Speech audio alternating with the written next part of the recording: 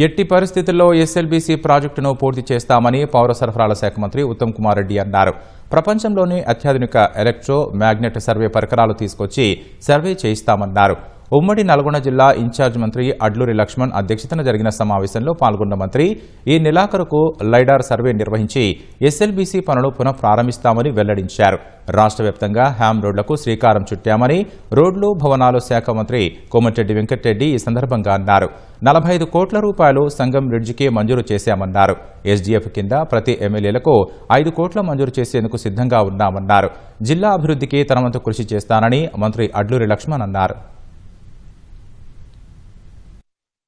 SLBC tunnel 35 కిలోమీటర్లు పూర్తయింది. అయితే ఒక యాక్సిడెంట్ జరిగి దురదృష్టకరం అమూల్యమైన ప్రాణాలు కూడా కోల్పోయారు. అయినా సరే మేము మా మనోధైర్యం కోల్పోకుండా ప్రపంచంలోనే అత్యాధునిక ఎలక్ట్రోమాగ్నెటిక్ సర్వే ఎక్విప్మెంట్ తీసుకొచ్చి భూమి పైనుంచి హెలికాప్టర్ లో ఆ టనల్ 44 కిలోమీటర్లు ఎలక్ట్రోమాగ్నెటిక్ అండ్ లైడార్ సర్వే ఇప్పుడు జూలై 2nd, 3rd వీక్ లో చేయించబోతున్నాం. ఆ సర్వే చేయించిన తర్వాత తిరిగి ప్రపంచంలోనే బెస్ట్ పాసిబుల్ టెక్నాలజీ ఉపయోగించి పనులు పునః ప్రారంభించబోతున్నాం. ఆర్ఎండ్బి శాఖ దగ్గర ఎక్కువ నిధులు మన జిల్లాకి ఇవ్వడం జరిగింది. ఇంకా కూడా ఇవ్వాల్సిన అవసరం ఉన్నది. నల్గొండ, మల్లెపల్లి, మళ్ళీ అక్కడి నుంచి దేవరకొండ టు డిండి ఈ రెండు కూడా ఫస్ట్ ఫేజ్ లో ఫస్ట్ వరకు పెట్టాను. డబుల్ రోడ్ చిట్యాల, భువనగిరి, మళ్ళీ దేవదేవి పేరు రెండవ వరకు ఇవన్నీ కూడా 250 crores ఈచ్ ప్యాకేజ్. ఒక 10 ప్యాకేజ్ ఫైనల్ చేస్తున్నారు. రివ్యూ ఉన్నది. నల్గొండ జిల్లాలో మండలం నుంచి డిస్ట్రిక్ట్ హెడ్ క్వార్టర్ నుంచి అన్ని రోడ్లను కూడా డబుల్ రోడ్ గా చేస్తానికి హ్యామ్ లో